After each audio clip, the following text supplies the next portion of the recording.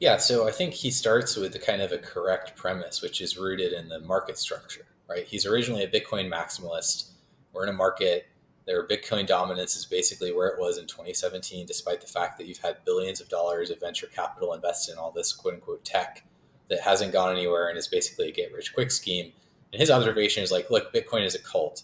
We need to learn from Bitcoin and invest in cults. Like, that's the real truth of the market. And I am the visionary who's going to bring you all these cults. Now, the reality in practice was these are not really good cults. They don't stand for anything. Bitcoin, you can tell exactly what it stands for. It's like an anarcho-capitalist, libertarian, ideological framework that believes in sound money. I know without even thinking what Bitcoin stands for.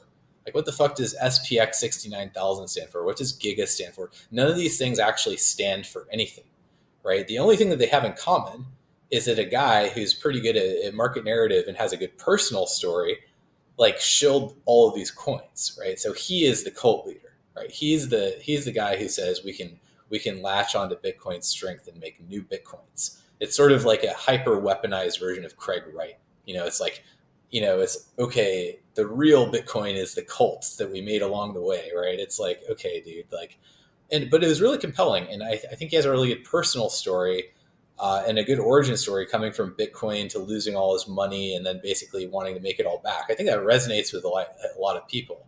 I think his personal transformation with the beard and the hair like has sort of cult-like symbology, which I think resonates well in the mimetic space. And I think he's a great poster, and I think he has a great command of saying things that resonate with people attention-wise. I think there's no alpha in his picks other than the fact that he picked them. It's an entirely reflexive loop. And the article basically says that he probably understands this better than anyone else. He's a very smart guy. He's long all these coins. He probably can't say with a straight face that he really believes in them. But what he does believe in is the cult thesis, right? He's articulated that thesis very strongly. And he's already kind of said, like, look, you know, all the cults I've selected are right now are early, and I've selected them because they're engaging and I've studied the communities. But going forward, what's going to change is that these aren't going to be for fun things. They're not going to be Doge coins. They're not going to be cats. They're going to be dogs. They're going to be real groups of people who are uniting together for a common purpose, much more similarly to Bitcoin, which is this sort of anarcho-capitalist individualist frame. And my proposition was that, like, look, there are not many serious cults in society forming that have any real financial kind of interest. A lot of the cults are like actually in structural decline. It's been a long time since you've had like the Moonies or any sort of like socio-religious phenomenon that everyone's talking about other than EAC, right? And so the real big mimetic serious cult that's forming and is available in the crypto space specifically, which we've seen with activation of BitTensor people and people willing to do kind of crazy things for AI coins, is sort of the AI movement. So my view is that, like, Murad, because of his thesis, he can't sell his coins.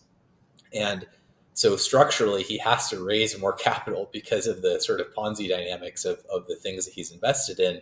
And because he's articulated that, he's going to invest in serious coins, my sort of thesis was very cynical. I didn't really anticipate that GOAT would, like, I wasn't some sort of genius in being like, yeah, what, GOAT is about to send, right? Like, it was more that I knew that he'd put himself in a corner, right? Because unlike Ansem positioned himself as this guy. He's like, I'm opportunistic. I buy things, I sell them. He calls he calls himself a cold person on his Twitter handle, implying that he's going to sell, right? Murad is like, believe in something.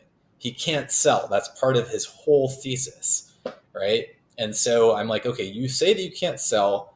And so, okay, what do you have to do? It's like, you have to raise a fund. You have to buy yourself out of your own coins so you don't dump those wallets, which have been doxxed by Zach XBT or whatever.